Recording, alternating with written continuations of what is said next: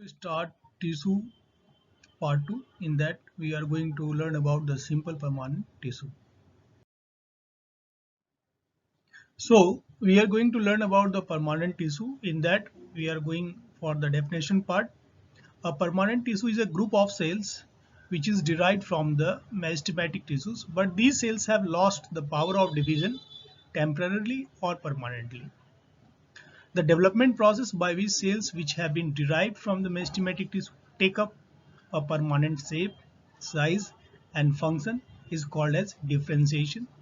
Permanent tissues are of two types, simple permanent tissue and complex permanent tissue. So permanent tissues are been categorized into two parts, simple permanent tissue and complex permanent tissue. Simple permanent tissues are made up of one type of cells, whereas the complex permanent tissues are made up of more than one kind of cell. Differentiation is the part of process in which a meristematic tissue attains a particular kind of shape, size and structure with a specialized function. So this is the classification of permanent tissue. You can see in the chart, this is the permanent tissue and it has a two type that we have seen earlier, simple and complex. Further, the simple permanent tissue has been categorized as parenchyma, collenchyma, sclerenchyma, whereas complex tissues are being categorized as xylem and phloem tissues. So as we have read in the earlier slide that the simple permanent tissues are those one where the one type of cells are being found with a specialized function. Similarly, complex tissues are those which are made up of more than one type of element, like xylem is made up of xylem tracheids vessels, parenchyma and sclerids. Similarly, phloem sheath tube is having companion cells, parenchyma and fibers, so they are the complex tissue. Now, let us see the simple permanent tissue. As we have discussed earlier, these tissues are composed of cells which are structurally and functionally similar. These tissues are of three types, parenchyma, collenchyma and sclerenchyma. Further, we are going to learn about it in another slide. Parenchyma. Parenchyma forms the bulk of plant body. It consists of thin-walled living cells. Thin-walled living cells. Okay. These cells are isodiametric, that is equally expanded on all sides. The cell wall is thin and includes a dense cytoplasm which contains a small nucleus and a large central vacuole. The intercellular spaces are abundant, but this abundant in parenchyma. Usually if they are found in the cortical part or dermal part, they are compactly present like epidermis and cortex. Whenever there is intercellular spaces are there, they are specially called as parenchyma instead of simply parenchyma. The parenchyma is present in all the organs of plant like roots, stems, leaves, flowers, fruits and seeds. So parenchyma is the most abundantly found simple permanent tissue in plant kingdom. Almost all the parts of the plants are being made up from them, like the dermal tissue like epidermis, endodermis, the internal tissues like cortex and pith. They may be also found with the in association with the complex tissue in the form of the parenchyma and sclerids of xylem and phloem elements. But there are certain uh, exceptional conditions are also found in case of the parenchyma, like if parenchyma are having spaces in them, that is intercellular spaces are having in them, as in case of the hydrophytes or substomatal chambers region, they are better to be called as arenchyma instead of the parenchyma. If they are having chloroplast in them, then they are called as chlorenchyma instead of the simply parenchyma. So these are the specification of the parenchyma about the structure and functions. So this is the diagram of leaf cross section to show parenchyma and their presence at different levels. As I have mentioned in the previous slide, they are making the dermal layer. You can see this is the epidermal cells compactly present and they are made up of parenchyma. This is the palisade, this is the spongy cells, all are made up of parenchyma. So this is the view of structure of leaf, where you can see the parenchyma has a great range of distribution. They may be present at the dermal layers. You can see upper epidermis, lower epidermis. They are found in the cortical parts in the mesophyll area, like this one, the palisade and the spongy cells. Palisade, as they are having the chloroplast in them, so they are better to be called as the chlorenchyma instead of the simply parenchyma. So let us try to understand the function of parenchyma. Parenchyma are those tissues which are evidently found in case of the plant, as we have seen earlier. The main function of parenchymatic tissue is storage of food, starch in the parenchyma of cortex or potato tuber. Parenchyma form the framework of all the plant organs and tissue like cortex and pith. Parenchyma serves as packaging tissue to fill the space between other tissues. It stores wastage in the form of gums crystals. The intercellular air spaces of parenchyma cells allow gaseous exchanges. If chloroplast is present, as we have learned earlier, they are called chlorenchyma and they perform the process of photosynthesis. In aquatic plants, they are loosely present and they form parenchyma that provides buoyancy to the plants. So these are the different functions we have seen uh, about the parenchyma. They work as a storage tissue, stores food. They also holds wastage in them in the form of the resin gains, gums. They are if they are having the intercellular spaces, they facilitates the exchange of gases. They are having the chloroplast, then perform the process of photosynthesis. So they are having a very diversified function wherever whatever position they are in the plants.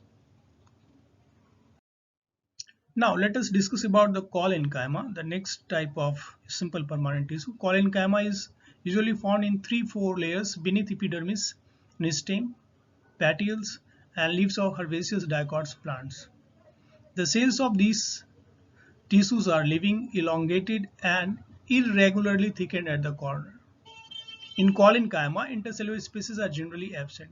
So let us try to understand the collenchyma in general. They are actually the modification of the parenchyma, but laterally they are thickened.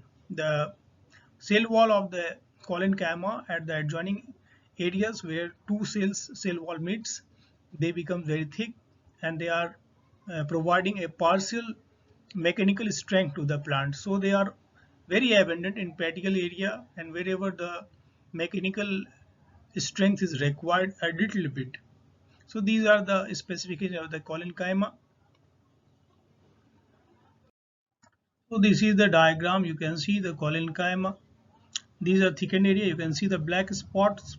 So you can see easily that wherever the cell wall is in contact with the other cell wall, they become very much thick due to the deposition of a compound called as lignin. So, and this one is the three-dimensional view of the collenchymatic tissue. How are they present? This is the structure showing you the thick wall of the collenchymatous cells. So functions of collenchyma, as we have discussed earlier, it provides the mechanical support, protection, flexibility, and elasticity to the plant's organs. It allows easy bending in various parts of the plant like leaf stem without breaking. So it is somewhere imparting the tensile strength to the plant at a greater extent. When cells of collenchyma contain some chloroplast, they manufacture sugar and starch.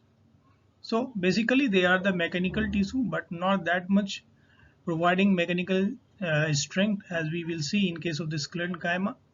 But wherever there is a tensile strength like breaking a bit of stress they have to hold, they will they help the plant to hold with that. Like whenever we are plucking any leaf and flower, we find a resistance is being experienced by us. So it is due to the presence of collenchyma at that region, petiolar regions. So this is a mechanical tissue with a bit of flexibility or elasticity in them. Sclerenchyma. Sclerenchyma cells are dead cells and they are devoid of protoplasm. They don't have protoplasm in them.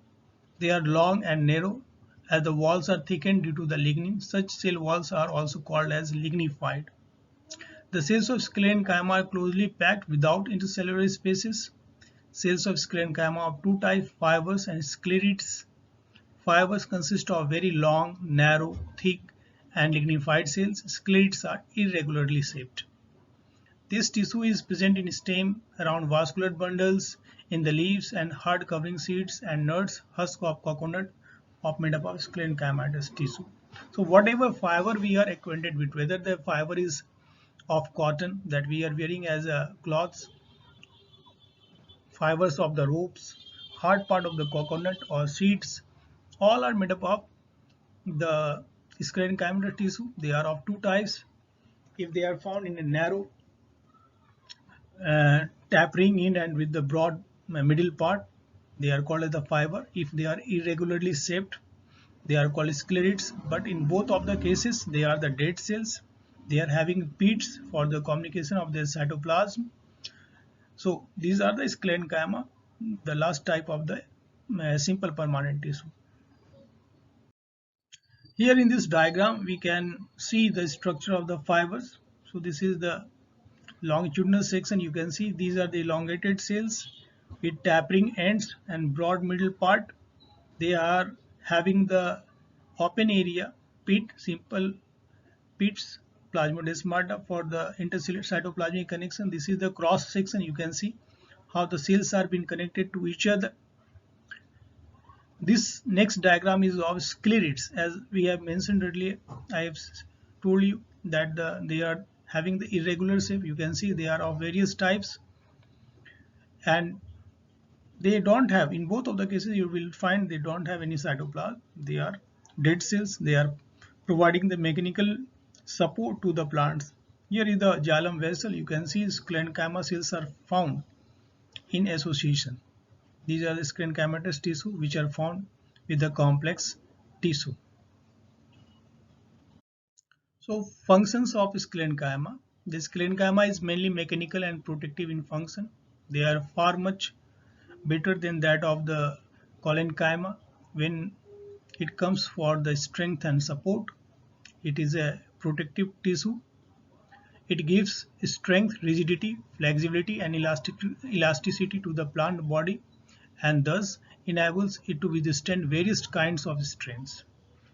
The roughage is also made up of, which we take as a in the form of food from various types of fruits and vegetables, are actually we are taking the sclerenchyma fibers. So they are of different nature and different types of function they are having, but basically they remains present in the plant. So far conduction of water is concerned, mechanical support, protection is been concerned to the plant, and they are always a dead plant tissue. In order to understand the tissue system in the plant, this is the transverse section of dicot stem. You can see this one is the epidermis, this one is the epidermis, and thereafter this one is the hypodermis layer. Below the hypodermis, this is the cortex, and this one is the endodermis. This one is the, below the endodermis you will find a layer of the pericycle. Then this one is the phloem tissues. Phloem tissues are present. This one is the xylem element. You can see arrow is coming here, hollow space cavity area. These are the xylem element, and this one, the core area, the central area, is also called as the pith. In between the two xylem, these are the vascular bundles. From here, this one, this structure, you can see separated this and this. So this and this and this is actually a vascular bundle. This one is the phloem part which remains outside. This one is the xylem part which remains inside. In between that is a cambium. This one is the cambium. So in between two vascular bundle you can find these tissues. So these tissues are called as medullary ray. These are called as medullary rays. Medullary rays will convert it into the secondary meristematic activity that we are going to learn next. Thank you very much for watching the video.